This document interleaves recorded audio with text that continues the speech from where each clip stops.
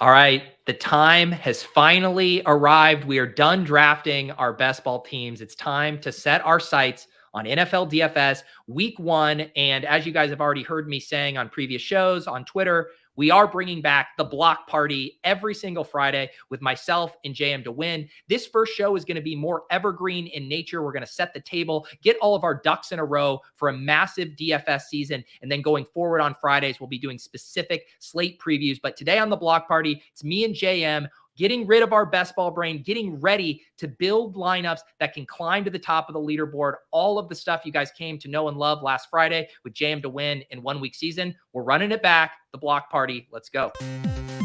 Peter's one of the greatest depositors I've ever seen. Trust the process. Let's go. I got auto match with Levitan. Bullshit. I just go the other way. In that 66, I win all the money. All the money. If I had 150 lineups, I'd win too. AP, coach spot bullets in your head like KD. Bust it, bitch, go bust it. And I had 10 pints with me in Russia. Hey, everyone. Hey everyone, we are back. It's 1 week seasons, JMToWin. JM, we had an awesome time doing this show last year, and it was never in doubt for me. Needed to run it back. I'd been getting questions over and over. Are you guys doing the show again? Are you doing the show again? Well, here we are, JM. We're doing it again. Here we are. I did not dress up today. Special. I got my banana shirt on, but yeah, maybe we'll do some dress up as we get into the season. Special show today. We're going to talk a little bit more DFS theory. And for those of you who are new here, why DFS theory? It's because DFS is a strategy game. So if you're new to this show, you will probably learn some things. Maybe you'll disagree with some things, but you'll catch some new angles that you might not have thought of before. That's kind of the goal of what we do on Fridays, even, is talk about angles that people aren't thinking of on that specific slate. But yeah, I think that one of the things that people miss, the reason most people are unprofitable in DFS, is because they think of it as a game of picking players. We think of it as a game of strategy, of how to maneuver your way to that first place finish. So yeah, we'll have some good talks today. Should have had some coffee. We could have our little sips of coffee, like a little Good Morning America chat, and talk about DFS theory. There you go, man. Got my got my ageless Nalgene bottle. That's right. We're pre-recording this one on Tuesday afternoon. Like I said, this isn't going to be so much a week 1 slate specific show. I'm heading to Vegas later this week to draft some Final Fantasy football teams. JM is doing all kinds of stuff to get caught up with 1 week season and making sure everything is ready for 1 week season subs over there. So I did want to do more of a macro overview because I know I need to get, shifted in just kind of how I'm thinking about things to a DFS mindset, because I don't play a lot of other DFS sports. Football is the main one I play, and I'm a little rusty right now because I've just been in best ball focus. I have my player takes, I have my team takes and stuff, but I need to get refamiliarized with how do I actually build lineups that can get first in these tournaments, which is all of our goals here. And I guess a good place to start, JM, and we've been having some of these conversations over on Lulz. I know my co-host Brick75, one of the top DFS players, he's been a little doom and gloom about the state of fantasy just with the rise of sims. There's so many sites now that are adding, simulations and this new frontier. How are you thinking about that, both from like the 1 week season perspective? Because what Petty Theft, a player on the who plays DFS at a high level for NBA, he was saying the people who use their brains, who use their ways to think about these slates in ways that simulations and computers can't, they still have an advantage right now. I assume that's where you fall on that spectrum. But how do you think about this new landscape for DFS play in general? There's a lot to unpack in that question. And first off, shout out to Petty Theft, is an extremely sharp DFS player. The idea, first off, of simulations, well, actually, let's zoom out. If you watch an NFL game, most people don't watch NFL games these days. Most people watch the Red Zone channel and then they'll watch the primetime games. But if you watch NFL games, you recognize how much happens in an individual game for specific stats to come together. And so we talk about running simulations, right? One of the things we always say at OWS is if we played out this slate 100 times, what would make us the most money over that span of time? So even with running simulations, all we're doing is getting closer to that mindset. But the way most people are going to look at it is, well, these are sharper projections. And that might fit for NBA where usage rates are consistent from game to game. And it really just comes down to, is this guy hitting his shot tonight or not? Like consistently, a guy's gonna have the same number of shot opportunities, the same number of opportunities for assists from game to game. depending on pace and usage rates on the individual players. Whereas the NFL, everything is so game plan dependent. So, you know, this at OWS, we spend a lot of time talking about coaches and paying attention to coaches, because coaches are making the decisions on every single play. What are we going to do on this play? And it's not just what are we going to do on this play to pick up some yards. A lot of times it's what are we going to do on this play to set up something for later in the game, or to play off of what they're doing, or to gather some information. A lot of times first quarters in NFL games start out really slowly, but it can still be a high scoring game. Both teams are gathering information. They're saying, what are they trying to do to us in this game? What's their defensive game plan? And how do we gather some information so that we can exploit that deeper into the game? All of this is information that a simulation is not going to have. And there's information that it can have as a starting point in terms of what types of defenses does this team run and how does that interact with this offense. But even that would be difficult to truly build into a simulation in terms of like coverages and how they're going to attack this particular team. So there's so much that comes down to understanding the teams, the coaches, and then you even running the simulations, you recognize, you watch the games, you recognize. I was on a podcast one time going through my roster. Julio Jones had 35 points, and I mentioned I had Julio Jones on my roster.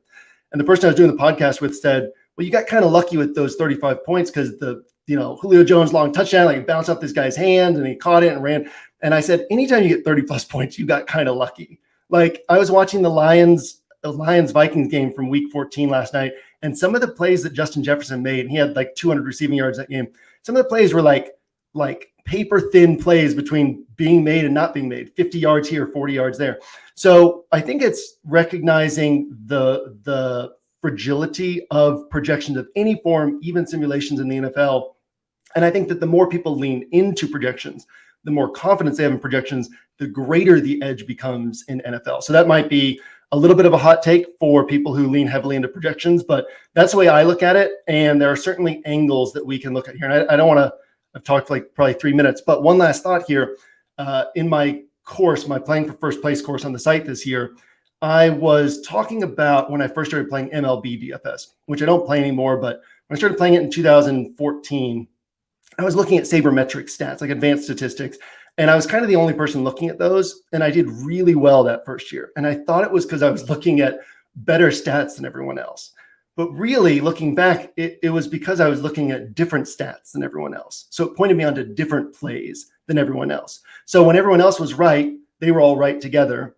When I was right, I was the only person right because I was on different games, looking at different stats. And so similarly, even if sims and projections are super effective, if everybody's looking at that and we're looking at different things, then the weeks that everybody else is right, they're all right together. The weeks we're right by ourselves. And that's what we want. That's where we make money in DFS, is being right by ourselves. Let's talk about that idea of playing for first place, because on the surface, I think most people say to themselves, of course, that's why I put a lineup in. I'm trying to get first place. But then you actually look at the rosters, you look at the decision points, and you say, are you actually playing for first? Are you playing scared? Are you doing too many things that the field is doing? Are you not being willing to lose? Like from a macro sense, what does that mean to you playing for first place?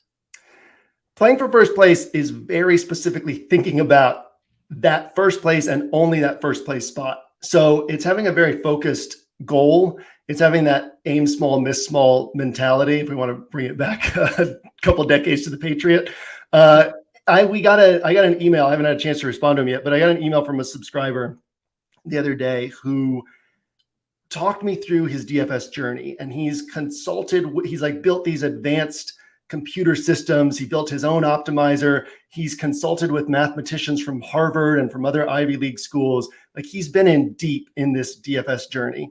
And he said to me in this email that after listening to the course, one of the things he realized is that he really hasn't been playing for first place. And so this concept of like, you can put in all this time, all this effort, you can go above and beyond what anyone else is doing, and then still have this light bulb moment where it's like, I'm not playing for first place. So the difference is trying to optimize your scoring, trying to optimize your lineup, or even thinking about the strategy and not thinking about it in terms of that end game of first place. So if you're thinking in terms of that end game of first place, you think about a strategy, it's a sharp strategy, but then you also have to kind of get in that middle part between point A and point B of this is a sharp strategy and I'm going to apply it. And you have to say, okay, what tournament size am I in? How many people am I competing against? What are the entry limits?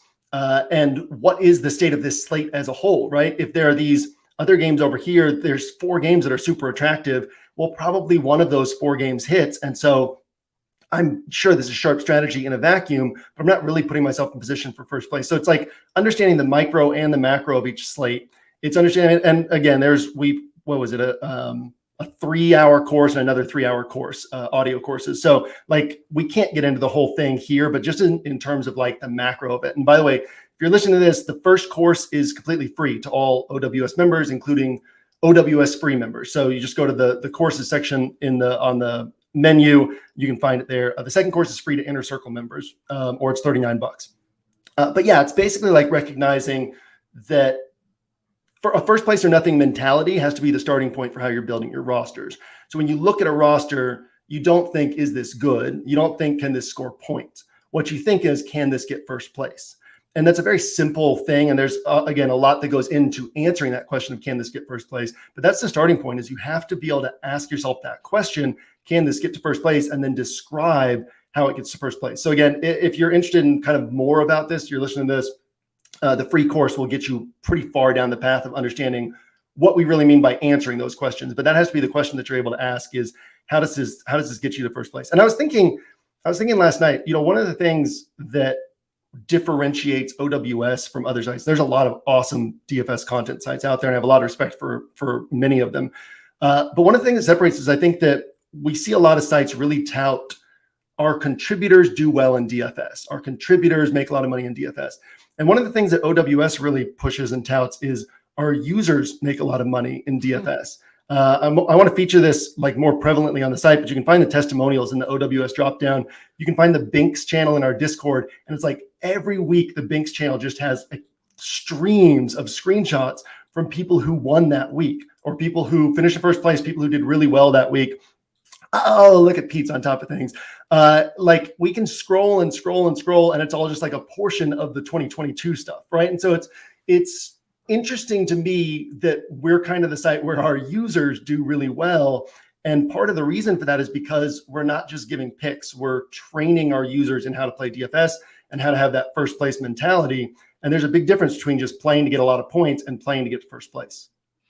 What do you think it takes for this is, I think, a really good place to start, because a lot of the conversation around Sims and this new landscape is that the edges are drying up. It's really hard. People have incredible tools at their disposal. You can no longer just go play the best plays and expect to be a winning DFS player. Like, from both a resource standpoint, from a time put in standpoint, what do you think it takes to be successful at DFS in 2023? And let's put it for more the person who is just going to play a couple of lineups and they're going to be purposeful about their contest selection. I do want to talk about that in a second. We're not talking about pros and maxing every slate, but for those kind of people who just want to make a few lineups each Sunday, give themselves a chance at first and make sure that they're playing the game at the highest level. What does that actually require in 2023?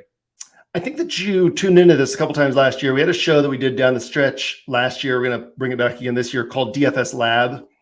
And it was me and my nephew, Keegan. And Keegan is in his early 20s, a year or two into DFS. And the concept behind the show was for him to be able to basically be a proxy for the audience and ask the questions that type of DFS player is asking, the DFS player who's maybe putting in 5 lineups. But what was cool, what kind of sparked this idea was, I was talking to him about DFS last year in October. We were in Oklahoma seeing family, and it was like Tuesday, and he was already talking through his thoughts on that week's slate. And I think that's one of the steps that's required, is throw out the idea of this being work, right? Like, oh, I'm going to buckle in on Saturday, I'm going to work hard and build good rosters.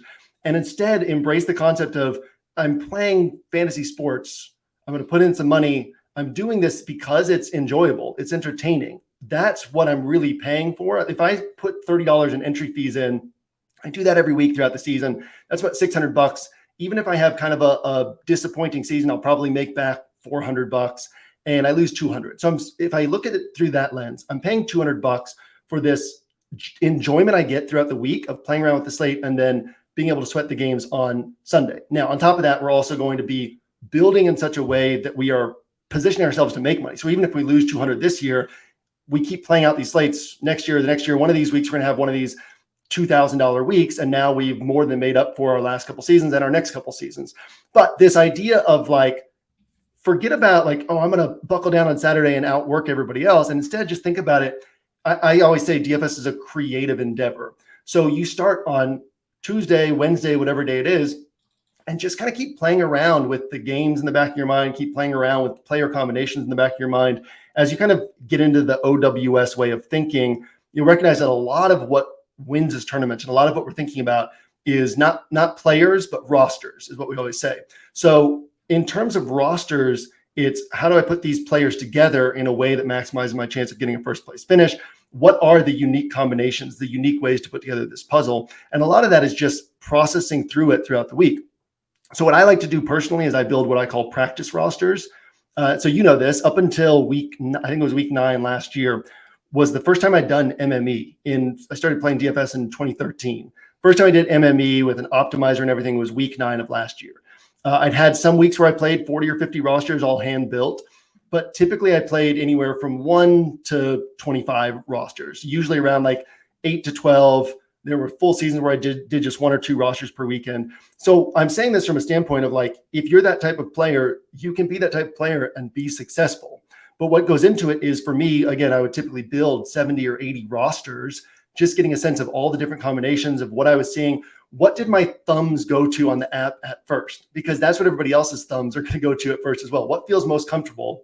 What feels least comfortable, but is still sharp? And as you kind of do that and do it actively, not passively, like you're really kind of engaging in it and letting your mind wander through the different combinations and the different ways that things could play out, you start ending up on answers that other people aren't ending up on. So you're like, man, I really like this guy. I'm scared to not play this guy. Okay, everybody else is going to be scared to not play this guy. Who else can outperform this guy? And so then you start thinking about that. And then you start thinking, okay, so if this other guy, who everyone's going to be on, disappoints, what does that mean for the game that he's in? And how can I further take advantage of that? So it's finding all these little things as you kind of work through rosters throughout the week. And again, it doesn't have to be a high pressure thing. It can be just this thing of like, I've got 5 minutes here, I've got 10 minutes there. I'm going to just kind of keep playing around with rosters. And then ideally by Sunday morning, before games kick off, you already know if you had a good week. You know if your rosters were built in such a way that you could get a first place finish. And then regardless of the results, you're kind of happy with the week because games kick off, you've already assessed before games kicked off. And you said, all right, I did a good job. I am being different enough from the field with sharp enough rosters. I can get to first place. Games kick off and it's like, okay, like here's one sample size. We'll see what happens. And then I'll do the same thing again next week. How do you, because one thing, and I know we talked about this a little bit last year, but that idea of messing around with the slate, doing the practice rosters, all of that resonates with me. Even you and I building our lineups on Fridays. And then I would go in on Sunday morning and you're kind of reviewing some of your drafts. And it would always shock me too, like how much stuff has changed, even from a 48-hour time period of you and me building on a Friday afternoon until Sunday, 1 p.m. Eastern lock. So how do you think of that idea of like, you want to be familiar, you want to mess around, you want to figure out the dead ends, and yet you don't want to be too anchored to what you did previously in the week because news changes, information changes, weather changes, what the field is going to do changes. How do you stay malleable in those situations? That's an awesome question because, yeah, feeling anchored, man, I built this roster on Thursday and I loved it. I got to play it, right? Like that is such a common way for the mind to work. And I've been there. I remember like 2015, 2016 doing pure single entry and having weeks where my roster was set on Thursday. And then by Sunday morning, it's like, that's not really that sharp. And it's like, now I'll roll with it. Like, I don't want to change anything. And so it has to be it has to become habit in a way of recognizing that nothing's set. So for me, I have my very process oriented person. I have my week built out throughout NFL season. And Saturday night is when I open the opto. So second half of last season, carrying over into this season, because I'm going to keep doing MME. But Saturday night is when I open the opto. And up until that point, I've just been messing around with rosters and mapping out all my thoughts and coming up with different player combinations. Saturday night, do all the stuff with the opto. Sunday morning is when I enter my lineups.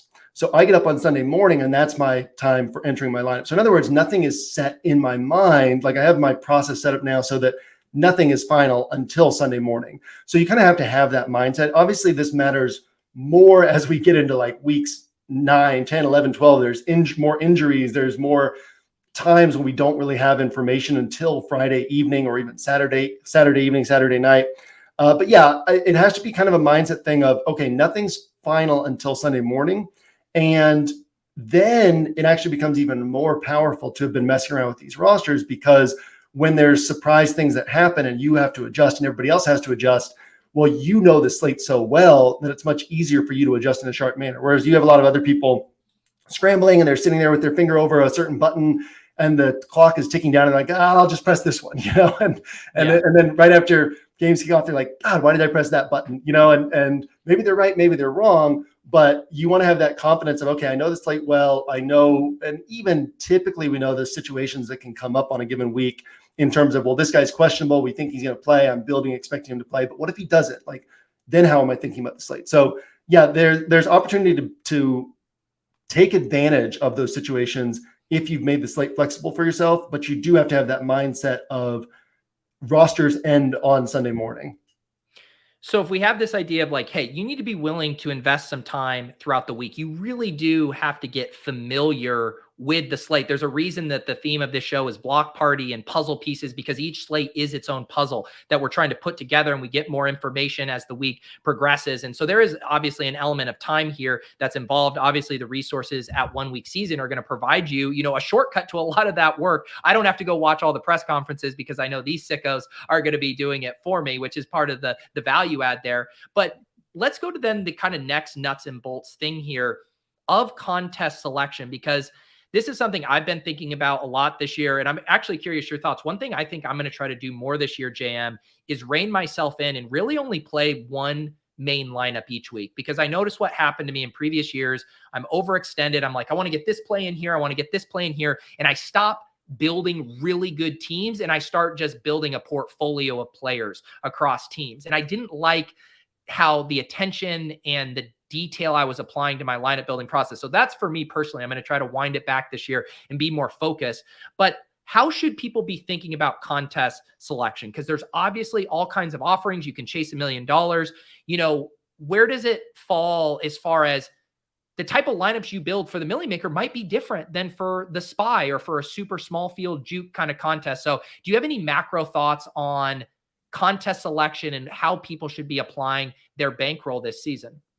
Yeah, if you're playing the Millie Maker the same way you're playing a contest with 5,000 entries, you're essentially throwing away money on one side or the other. So the first thing we have to understand in these conversations is that most of the money in DFS contests goes to first place. And that's one of the reasons why we say you really have to shoot for first place, because there's this tendency to be happy with cashing. You doubled your money. There's this tendency to be happy with cashing, and then you kind of play to that level and build rosters to that level. But if that's the goal, then you might as well play double ups. The way to make money over time in DFS is to finish in first place or close to first place, because those are the weeks that sort of pay for a couple seasons, or first place, maybe several seasons. But the way to get to first place in the Millie Maker, where you have to beat 200,000 rosters, and it's $1 million to first place and $100K to second. And I think by the time you're in, I finished 12th place one time. I just threw I threw 20 rosters in, finished 12th place, very fortunate weekend. And it was back in 2015. And I think it was like 30 grand to 12th place back then. And now it's like 8 grand to 12th place, because it used to be 400,000 entries. And now it's 200,000 entries, like 194,000. So if you finish 12th place, mathematically, you've beat the same percentage of the field as the person who finished in first place. You're down to decimal points in terms of percentages of the field that you beat. And yet you're getting like $8,000 and the other person is getting $1 million. That's dramatic, right? So you have to be targeting that first place finish. That's where the money is. So to beat 200,000 rosters, the risks that you have to take, the outside the box thinking you have to embrace is very different from what it takes to beat 5,000 rosters, what it takes to beat 2,000 rosters or 100 rosters. So you have to be extremely cognizant of what contest you're playing in. So for me, for my approach, currently, as of like mid last season, I play 150 rosters. I put it into the slant. I don't play the Millie Maker. There is an edge in the Millie Maker for sharp players. I know you probably know as well, like between 20 to 30 people who have won the Millie Maker. Yeah. I know a lot of people who have won the Millie Maker who are in the DFS content space.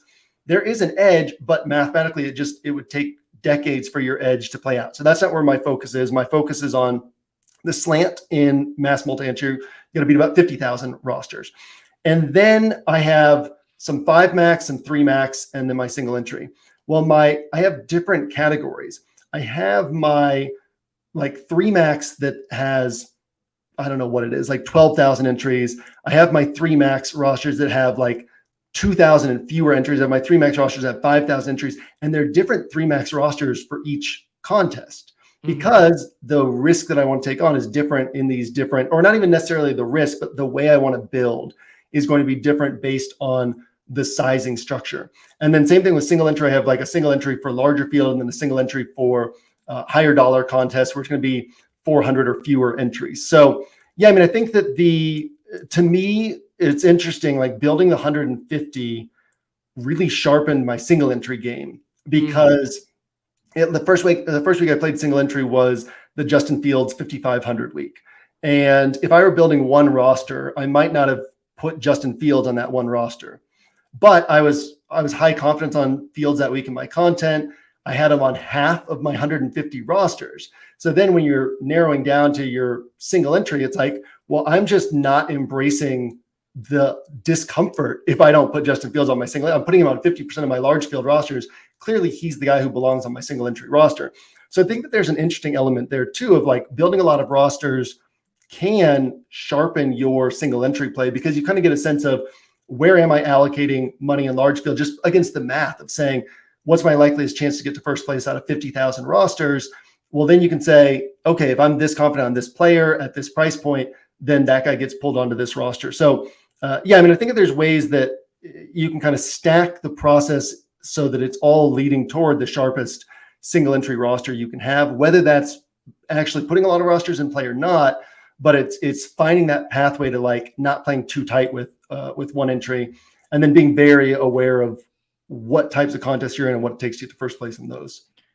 I think that's such a great point. And this can kind of dovetail with the idea of bankroll management. But I think another place where people tighten up, right, is if they're saying like, hey, my bankroll is going to be depleted if I lose this week or whatever. And then you start playing scared. You don't play for first because you're kind of trying to protect and you're, building up safety and floor to your lineups, which we know is a recipe for disaster in DFS. So how do you think about bankroll management for players who are going to be primarily playing tournaments and understanding, like you said, even if you play 17 slates, maybe you play more with some afternoon or showdown or whatever, but it's still a finite number of slates and you need to be realistic about what a bankroll can do. Do you have like an allocation or just like any general rule of thumbs for people who are like, hey, I have $1,000 to play with this season and I want to make sure that I'm able to play each week while still building lineups that can compete for first place?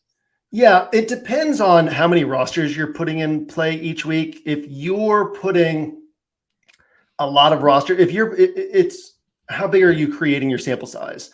And then how well are you playing in terms of are you actually giving yourself an edge? So if you're building one roster and you've got $1,000 to work with, you probably don't want to spend more than, I don't know, you want to spend under $100 per week because you could easily go 5 weeks, 6 weeks, 7 weeks, 8 weeks, not cashing. Yep. Only mathematically one out of every 5 weeks will you even finish in the money. So with one roster, you got to be really tight with your bankroll in terms of what you can lose on that season. If you're expanding to more rosters, this is just the way I look at it. So this isn't a prescription, but I usually don't play week 18. I usually take at least one bye week in the season, and I play about 6K a week. So extrapolate that over the course of the season, that's right around 100K. Well, if I have a losing season, I'm probably going to lose about 20.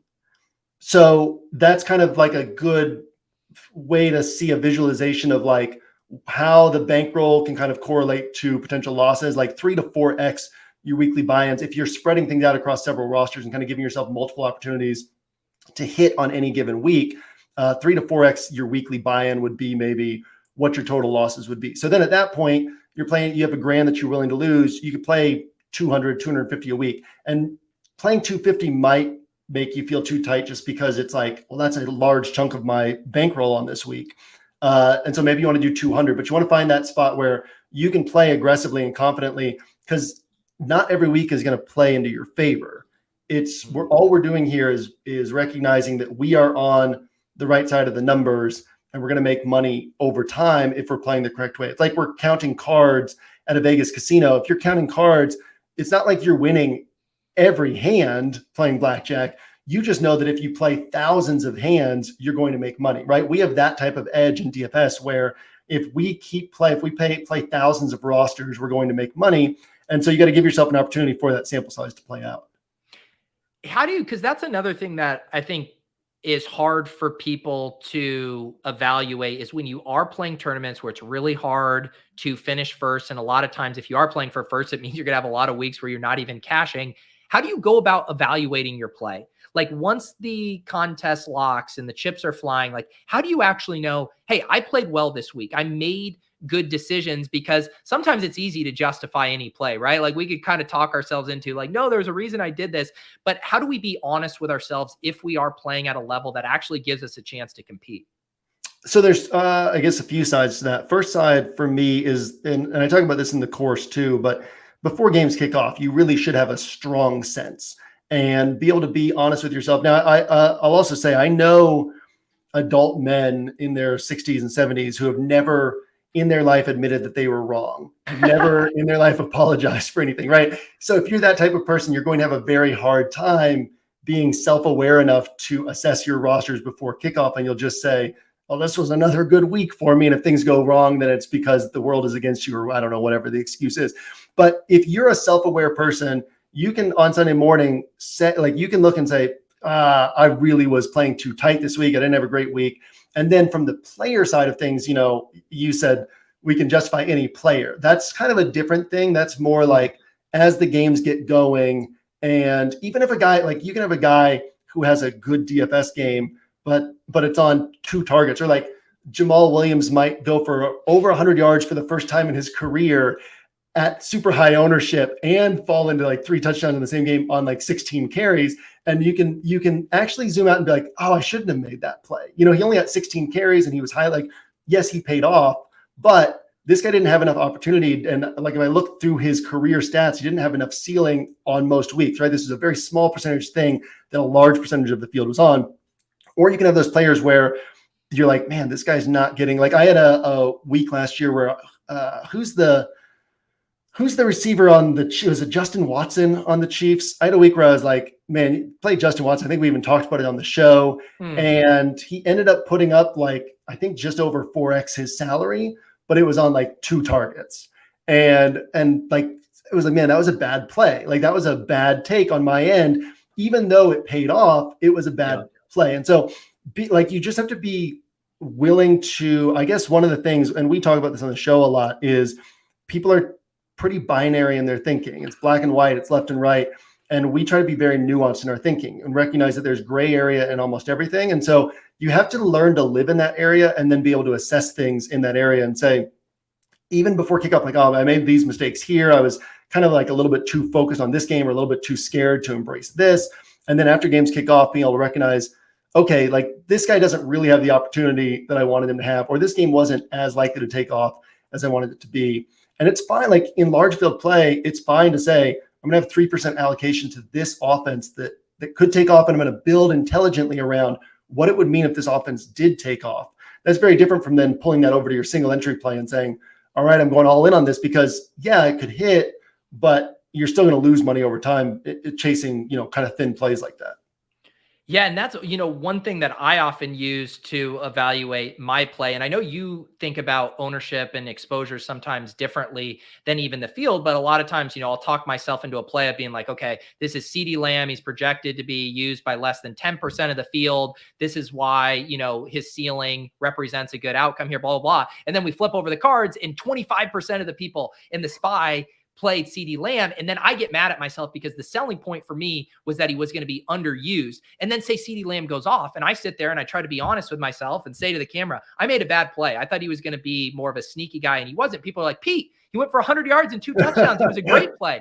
People have a hard time understanding from a process standpoint why I wouldn't have made that play if he was that popular. So how do you think about that, both process-wise, but also maybe even more granular with percentages and what the field's doing? Because I know naturally you do arrive on more contrarian opinions by blocking out the noise. And yet sometimes it can be very frustrating if a guy you think is going to be sneaky ends up becoming the trendy GPP play of the week.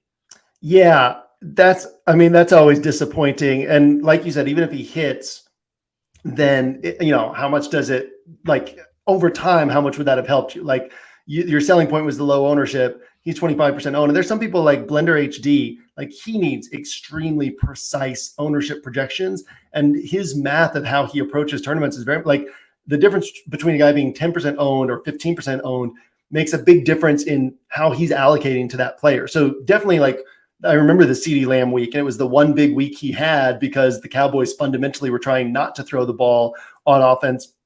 And he had this one big week because it ended up being a shootout and everybody was on him. And then you can zoom out and say, yeah, it's great, I got those points, but maybe it wasn't even a good play. For me, again, it kind of comes back to that thing of if I'm thinking about different things than other people are thinking about, if I'm looking at different things than other people are looking at, I'm going to be on sharp plays that are different. So I don't want to say never, but it's rare that I look at ownership projections and make decisions on who I want to play based off of that. Because I'm always starting from game environments. I'm always starting from which games could end up with a lot of touchdowns scored, I guess is the simplest way to put it. To make this really simple on us, we can recognize that, and this is just a general rule, but generally speaking, DraftKings prices players so that they're going to hit 4x their salary once every 4 games. 25% of the time, they're going to hit 4x their salary. Now, there's a lot of nuance there. There's some variations in how different guys are priced, but generally speaking, and then generally speaking, a guy is going to need 1 touchdown to hit 4x based on like his typical yardage production. He's going to need 1 touchdown to hit 4x, 2 touchdowns to hit 5x or to go over that 4x mark on the salary. So when we recognize that touchdowns are a big part of DFS upside. It's less likely that a guy is going to have just this monster yardage game that goes way over what he normally gets, and that's the reason you win. So game environments with fewer touchdowns scored are naturally going to have fewer opportunities for somebody to have 2 touchdowns. And so game environments is always my starting point of like which games could have a lot of touchdowns. And that's not just about the Vegas lines, because you could have one game with a 46-point total that if you played it out 100 times, it's only going over 53 points 5 times. Another game with a 46-point total that if you played it out 100 times, maybe it goes over 53 points 15, 20 times, because that 46 points is that median range. What's going to happen, 50% of the time it's going to be over, 50% under, but it can go way over or way under.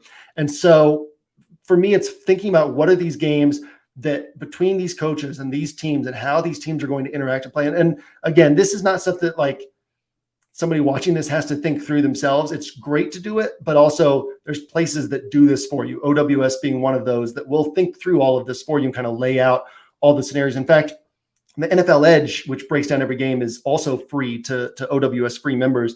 And so recognizing game environments and then moving away from game environments and looking at spots where this player is integral to the game plan, is going to have a lot of volume regardless of points scored, and maybe he's just underpriced relative to his role and his volume. Maybe he's underpriced relative to his upside. And so I'm always narrowing things down based on that first. And it's not until Saturday night that I look at ownership projections. And by then I typically have my player pool. So my specific allocations might change a little bit based on, oh man, this guy's going to be super high owned and I really liked him. So what do I want to do with that? I probably am not going to be just even with the field. Do I want to maybe scale down a little bit, or do I want to increase my bet on this guy? Do I want to go overweight? Maybe he's going to be 20% owned and I'm going to have him on 40% of my rosters. So I'm not shying away from guys because they're high owned. I'm not rostering guys just because they're high owned. And I think that's such a trap, is to look at ownership projections and then start thinking from there. You start thinking about, oh, how could this guy could have a big game? He's low owned and he could have a big game. And that's a very natural thing to do. But if you do that, then you're kind of starting from the end point that you want and finding ways to justify it in terms of how this guy can score the points, as opposed to starting from how points are actually created, the game environments and the teams and the structure of these teams and how they're going to try to win this game, and finding the good plays from there, and then seeing from there, how do I want to sort of manipulate all the pieces here, given the available paths to first place, given what I know about ownership projections. So yeah, I always try to start from like understanding who I want to play first, as opposed to who the field is playing. Yeah, I'm so glad you brought that up, because what the dynamic you just described was probably my biggest pitfall as a player last year. And part of it, I can excuse away, there's a content element of it, doing content earlier in the week. We do the Swolecast on Wednesday. Like, it is fun to start to be like, hey, no one's paying attention to this guy. That is like a fun thing. But I think at times I let that be my guiding light instead of that more top-down approach that you're talking about. And I think part of that is because I gravitate toward the game theory stuff where it's like everyone knows the totals, everyone knows the good plays. Let's try to unearth some stuff. But if you start backwards, like I sometimes do, looking at those percentages, it can send you down some bad leads and down some bad angles. And so that's a shift I really want to make this year of, and it will be hard for me not to look at ownership early in the week, but still to make sure that I'm developing my player pool, the games and the players I like. And then as we move to Sunday, those ownership numbers, you could argue, are very, I don't even know, unactionable super early in the week. This is a lot of times it's algo driven just by projections. We actually don't even know what the field is liking sometimes until Saturday, Sunday, when the hive minds really form. And so that's a note to myself this year to really try to be less tethered to that early, get my guys the player pool. And then on Sunday, when we start to look at this stuff, then really start to hone in on, holy cow, I like both of these guys, but one's going to be 5% and the other's going to be 25%. Maybe we go with the 5% guy in that case. Yeah. And also I want to point out the reason, like, if I know what these certain triggers are, it's because they're things I've dealt with as well. You know what I mean? Like, yeah. I say these things, obviously we get emails that come in and there's stuff on Discord. Like, I see how the typical DFS player is looking at things. But when I'm talking about these things, a lot of times it's from experience. So it's from having those weeks where I've done that, where I've looked at the projections and been like, wait a second, this guy's 1% owned. He could have a big game. And you start telling the story of how he can have a big game, but it's still, I mean, it's more likely than 1%, but it might be only a 3, 4, 5% chance. And there's not that big of an edge on those particular players. And again, it's like a lot of times, I mean, I don't pay that much attention to cumulative ownership even, because I could have a roster with 160% cumulative ownership that's built so differently from what anybody else has that it still has a clear path to first place, depending on tournament size. And so there's certainly, like, ownership factors in for me, but it's not as big of a factor as it is for a lot of people, because I'm going to build rosters that are very different from the rosters that other people have.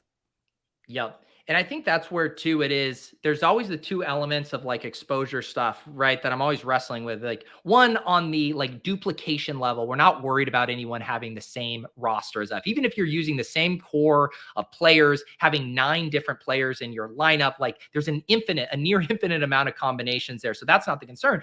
And yet when I do think, what is my best path to first place, a lot of times the players that the field is overconfident in relative to how they compare to other players, that often looks like a place for me to kind of sidestep that and be like, hey, this will be the road less traveled, so to speak. But I think the takeaway here is we don't want that to be the prevailing reason to play or not play a guy, but a variable that we're accounting before we press submit on that final lineup.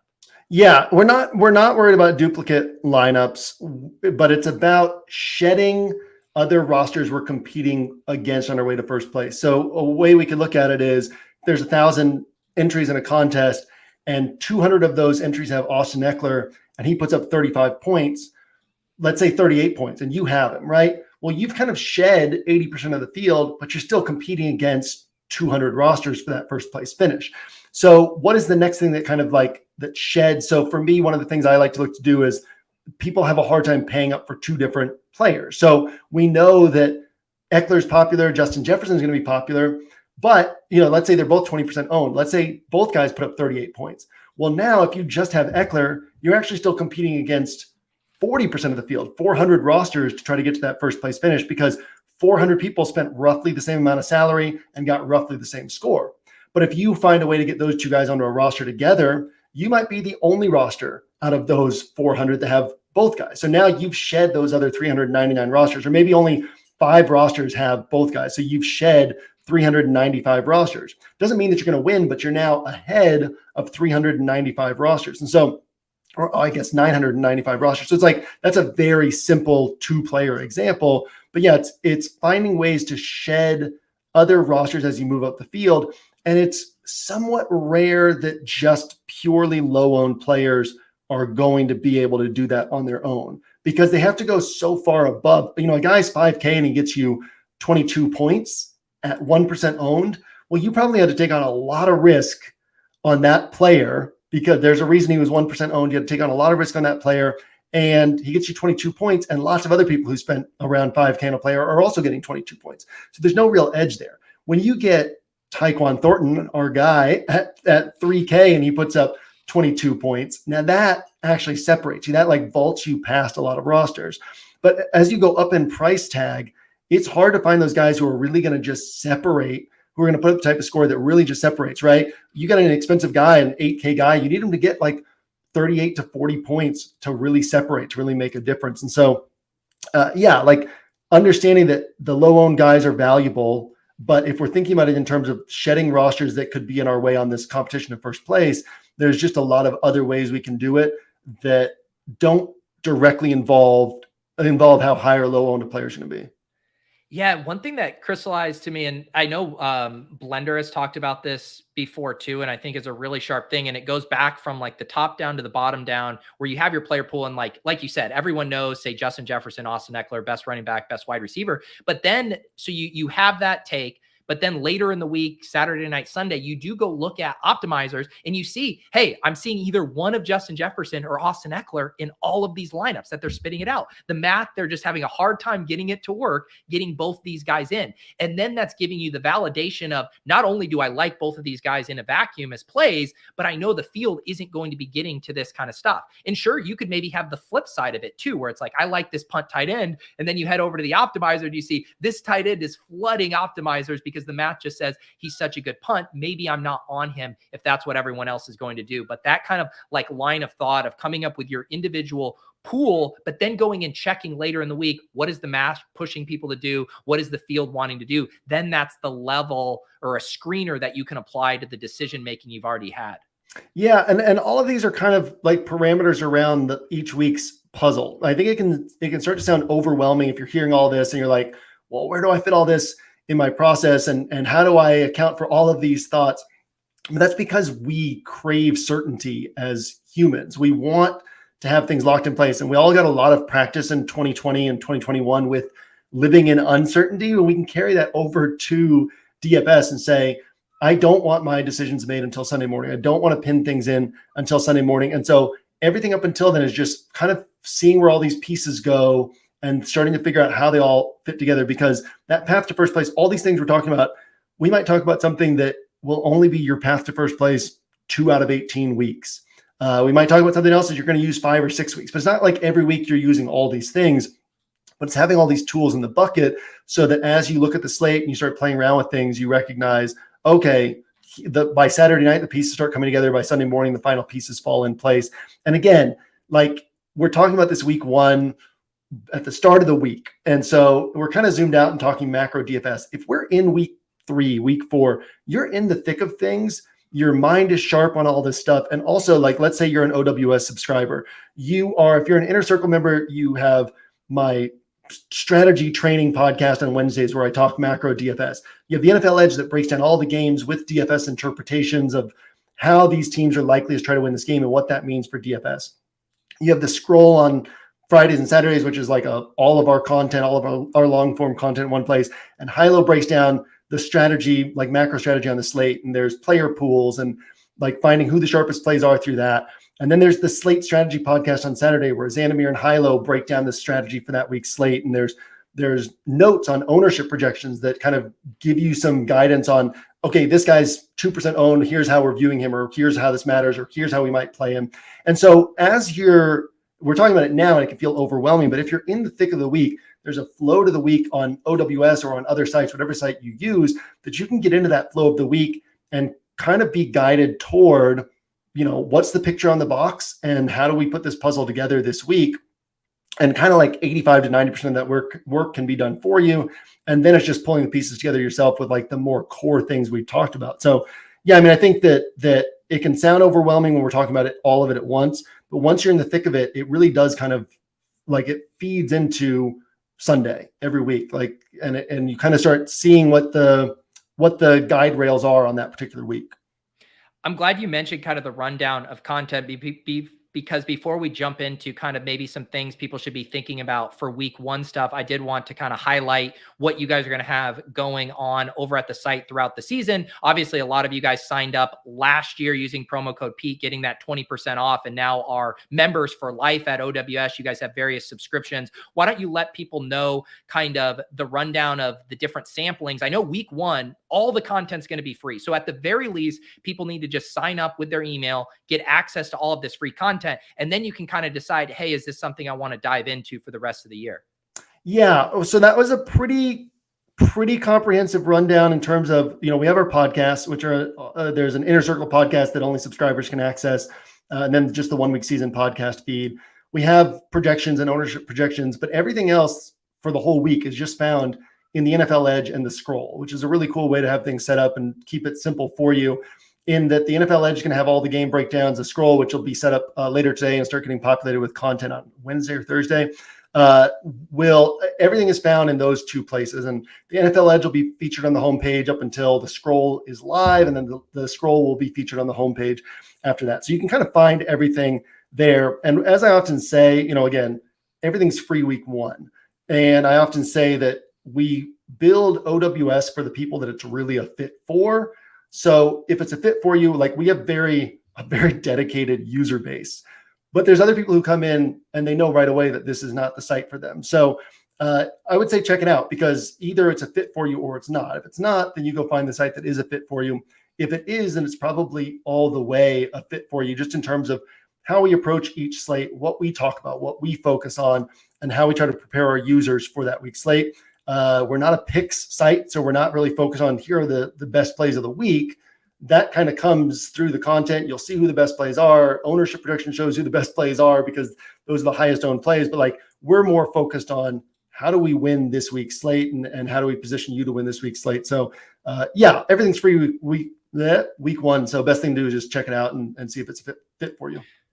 Awesome. While we're still doing some of the kind of housekeeping announcements, I do want to mention how a few things are going to work as far as with the YouTube membership. So this show will always be free for everyone on Friday afternoons. I'm going to be doing 2 premium shows this year in season. One, I'm going to keep the After Dark shows rolling. I started doing that as Best Ball After Dark. It's half a show of me getting to either meet people that I haven't gotten to know throughout the industry in interview style, and then we did draft best ball teams in the summer. That's going to shift to kind of a DFS After Dark. So I'll bring on guests from the world of DFS. I'll get to know them, what they're up to, and then we'll probably build some lineups, maybe draft some battle royale. So that is going to be on Saturday nights. If you are a Best Ball Value Hound tier, you will continue to get access to those. And then the Hand Builder and Opto Bros tier, which is the highest tier on the channel, that gets you access to the private channel in the Discord. And that will also get you access to the Sunday morning cram. So every Sunday at 10:30 a.m., I will review the slate, all of the stuff we've been talking about through the week, the updated ownership, overnight news, the players I'm building my lineups around, all of that good stuff. So if you're the Hand Builder Opto Bros, you get everything. You get the After Dark shows as well. If you just want the interview shows because you're not as into the Sunday DFS stuff, then you can stay at the Best Ball Value Hounds tier. So just wanted to make sure that was explained, and both of those still have the Discord channel in the Deposit Kingdom Discord. And one other thing, Jam, we do have the Listener League back. DraftKings spun it up for us. I do have a week one league. I will put this in the comments down below this link. We're going to do 200 people for this. It's a $10 single entry tournament for the Deposit Kingdom. Thank you to DraftKings for hooking us up with a rake-free tournament. I believe those are all of the table setting we need for 1 week season, Deposit Kingdom, the YouTube, all that good stuff. But Jan, before we wrap up, I do want to talk a little bit about the interesting dynamics of week one, both for DFS, but just fantasy in general, because all of these projections, all of these idealized range of outcomes that we've thought and dreamed about for these players, a lot of it's going to get shattered in week one. And I think you can argue pretty soundly that we have the least a bit of information going into week one. In the market's confidence in week one is going to be the most disproportionate to the outcomes than they will all season as we start to get more data points. So how should DFS players be thinking about week one in a unique way compared to the other weeks? It's funny, isn't it? Like by week 6, week 7, people have been punched in the mouth so many times by assuming one thing and something else happening, that we've gathered so much information, our confidence should be high but it's like our confidence starts so high at the start of the season that it's in this descending wedge. And so it just kind of keeps going down, even as we gather more information. I think that's one of the edges we gain throughout the season as well. But yeah, it's a whole summer of fantasy drafts, best ball drafts. Everyone's so confident in where certain players, the general range in which certain players belong. And there are going to be so many surprises in week one. And every year around this point, or Tuesday as we record this, games kick off for the main slate on Sunday. Every year, there's going to be some deep level of surprise of like, oh, wow, like this is totally different. And it's hard to fathom that right now because everything feels very clear. So for me, like week one, you don't want to embrace so much risk that it becomes unnecessary. You want to be aware of what type of contest you're playing in. If you're playing in a 4,000 entry contest, you don't need the guy who might win the Millie Maker, but also might get 0 points. But if you're scaling up in contest size, then you want to be thinking more and more about those what if questions. So for me, even in terms of like, let's take Puka Nacua, for example, for any of you who don't know, on the Rams. The Rams' number 2 receiver if Cooper Kupp is out this week. And I had a tweet a few weeks ago. It was like, how is Puka Nacua going undrafted in most best ball drafts? Like he's going to be the wide receiver 3. He's going to be a starting wide receiver. But there's no camp buzz. The team's bad. He was a 5th round draft pick. So he's not on people's radar. But by week 3 or 4, like you're going to realize this guy's out there 60 snaps a game. And anybody out there 60 snaps a game is going to have opportunity to pick up some points. And there's going to be situations like that where it's just like, oh, wow, we weren't really even paying attention to this camp battle. And turns out that this guy is a starter on this team. And no one was really thinking about that. There's going to be situations like running back where we were confident that one guy is the starter and it turns out that another guy is a starter. So looking for those situations where we are just assuming, where it's not like Alexander, not the Alexander Madison situation where it's very clear that this is the guy that they're going to put into this number 1 role. But there's like other situations where we're kind of assuming the Eagles backfield, the Dolphins backfield, we're making assumptions about even the Bucks backfield. We're making assumptions about how this backfield will shake out. And maybe it's totally different. And you could kind of weigh the risk reward in smaller field of like, how likely is the guy I think is the starter? How likely is he to burn me for not playing him? Like, is he going to put up a 5x, 5.5x score? Is he going to put up a monster game to where I had to have him? If not, you can just kind of avoid those situations in smaller field. And then in larger field, you say, okay, let me embrace the potential in these contests for things to be set up differently than everyone's expecting. Because there almost certainly is going to be one of these like 1% owned, sub 1% owned players in week 1 who has a monster game. And in the Millie Maker, there are going to be rosters that have that player. So in terms of thinking about competing for first place, you have to have that player. So again, that's what do we mean when we talk about competing for first place? That's what we mean, right? Is like you are competing against the person who has this one hidden gem that most people are not even paying attention to. Now, are you competing against rosters of that player in a 4,000 entry contest? Almost certainly not. So you don't even have to worry about finding those guys in those types of contests. So for me, it's all about thinking about what types of rosters are we going to be competing against for first place in this type of contest? And then how do I compete against those rosters? How do I find those types of players? So yeah, week 1 is a very interesting week to really like set aside everything that we've learned and supposed throughout the off season and to say, okay, what if, and kind of go game by game and what are the what ifs in each individual game that we might be able to lean into. I'm so glad you brought up Puka Nacua because I feel like a trap for me. And again, a lot of us are coming off of a summer where we drafted a ton of best ball teams. We've been optimizing to win in week 17, optimizing for the players who are going to break out and surge down the stretch, which we know historically are these rookies. And so it's really tempting for me to roll into week 1 DFS and being like Jahmyr Gibbs and Sam Laporta to the moon, all these rookies, my guy Marvin Mims to the moon. And some of them, like Marvin Mims, like Puka Nacua, could have legitimate opportunity And we also like their prospect profiles too on these guys and what they can do. So how do you balance that? Because like you said, we could be landing on new players emerging in offenses with roles, but we could also have best ball brain where we painted the rosiest outlook for every single one of these rookies. Yeah, I mean, again, it's understanding what's the risk you're taking on, what's the potential reward. These 3K guys, I mean, Marvin Mims is probably going to be popular because if Judy's out, he's the number 2 wide receiver. So for me with Marvin Mims, it becomes a question. I mean, he's a sharp play. Could he have a bad game? Yes. Is he a sharp play? Yes. So if he's a sharp play, when I play him, how do I play him in such a way that I maximize my chances of getting that first place finish? So whether that means a Russ plus Mims plus Sutton stack with Devontae Adams bring back, right? How many people want to play Devontae Adams against the Broncos? Nobody did it last year. He put up 22 and 36 points against the Broncos.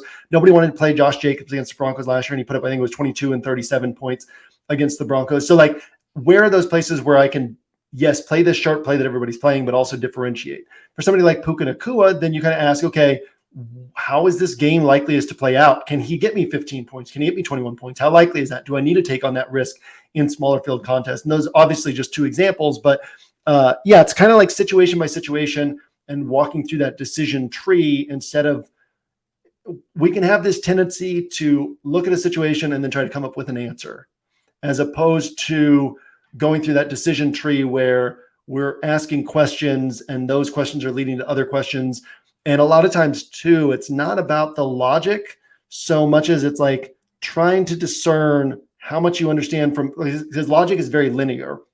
So you kind of try to take individual, it's like a line, and you put dots of like this fact and this fact and this fact and line them all up. But a lot of times the information we have is like very nebulous. And so we want to kind of be able to just look at all that information as a whole picture and kind of get our understanding of the answer to these questions. And through that, and actually I think that's the first time I've said it that way, but I think it's a sharp way to view like how we come up with these answers for DFS, because when we think of things so logically and in such a linear fashion, and we check these boxes and we put these dots on a line, we get these very sort of tense rosters that just don't have much flexibility for things to go wrong, what we would call fragile rosters. We want to build these anti-fragile rosters where we just have like a lot more fluidity and a lot more opportunity for things to go right with it. And so it's not bad to put player X onto a roster, but it might not be the best path to first place on that particular week to put player X on a roster. And a lot of times we have to just have a sense of the whole like scope of everything behind that player, behind the slate, behind the contest we're in. Yeah, there's a lot that goes into it.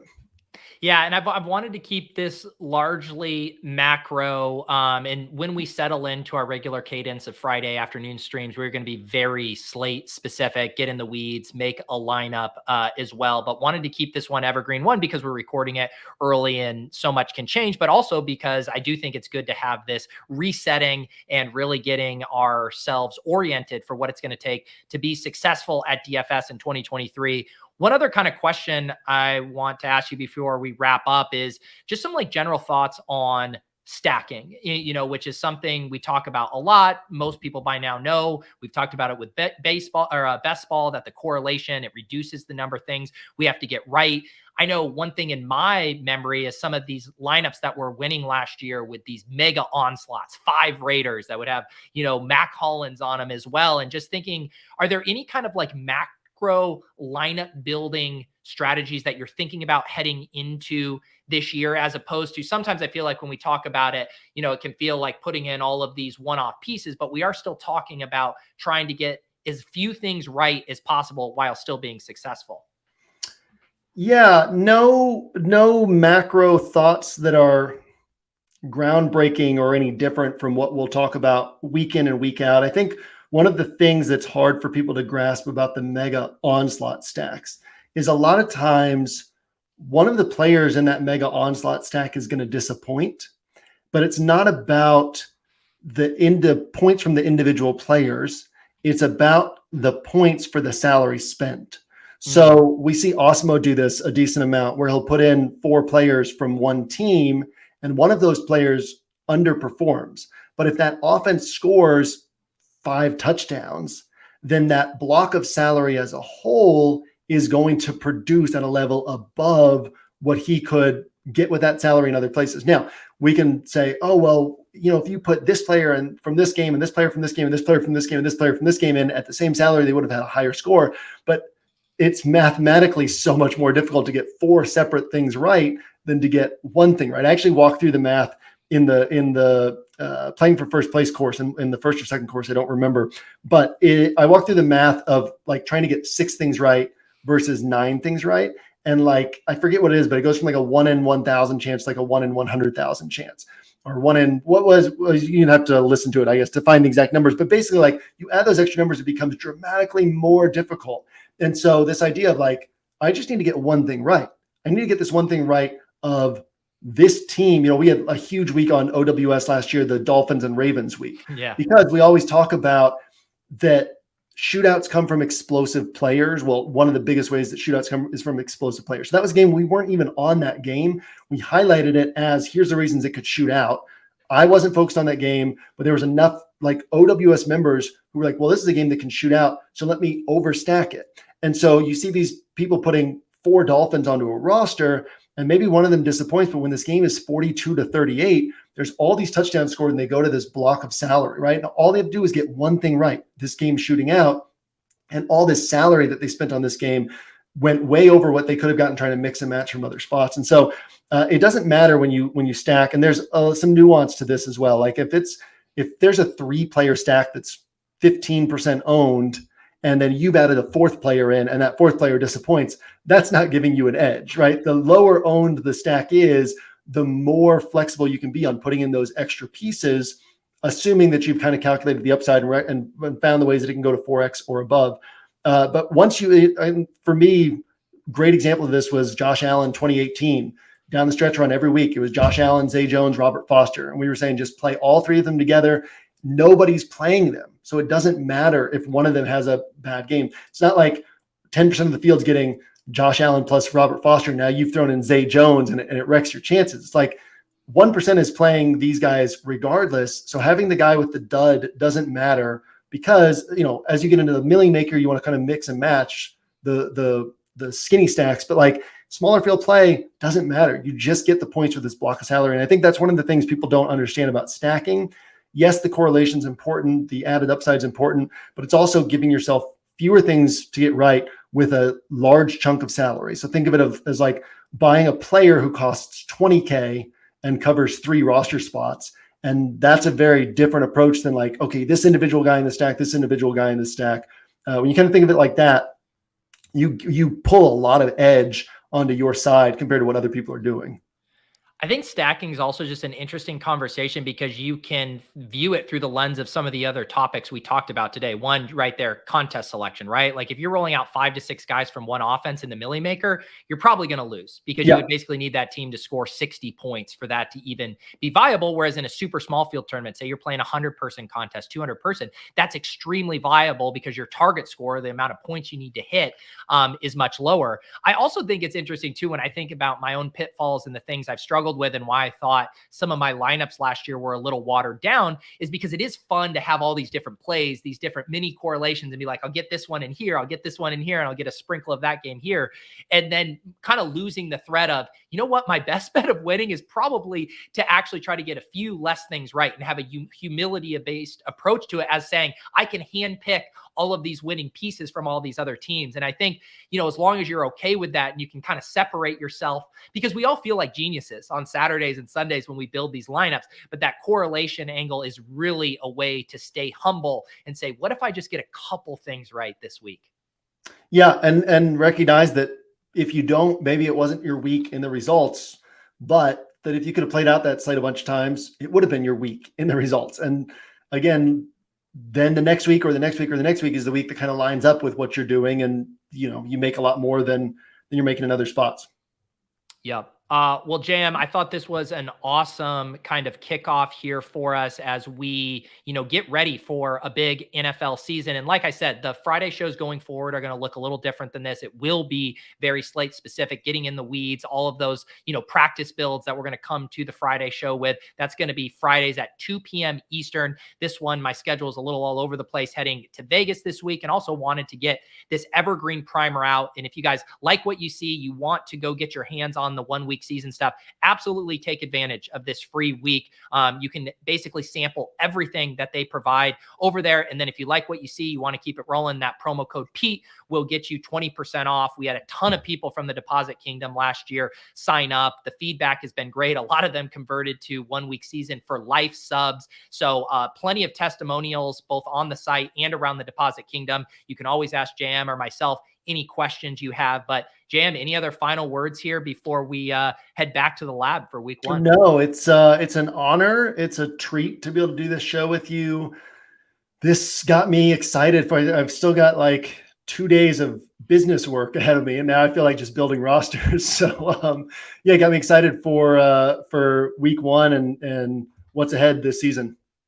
Yeah. Awesome stuff, guys. Like I said, the rest of the schedule for this week, a little wonky, but I will be here Sunday morning for the first cram for week one. There will not be a best ball after dark this week. I'm getting back late Saturday from Vegas. We'll need to recuperate, but then we will settle into a regular cadence. And I'm also in my PO Box newsletter this week. I'm going to have my full rundown for my schedule, my XM times, all of my streams, all of that good stuff. So keep an eye out for that if you're interested in my full stream schedule. Otherwise, good luck this week, guys. Week one, the Wild West, and can't wait to get back in the saddle with JM next week for the week 2 block party every single Friday. JMToWin, Pete Overzet, 1 week season collab.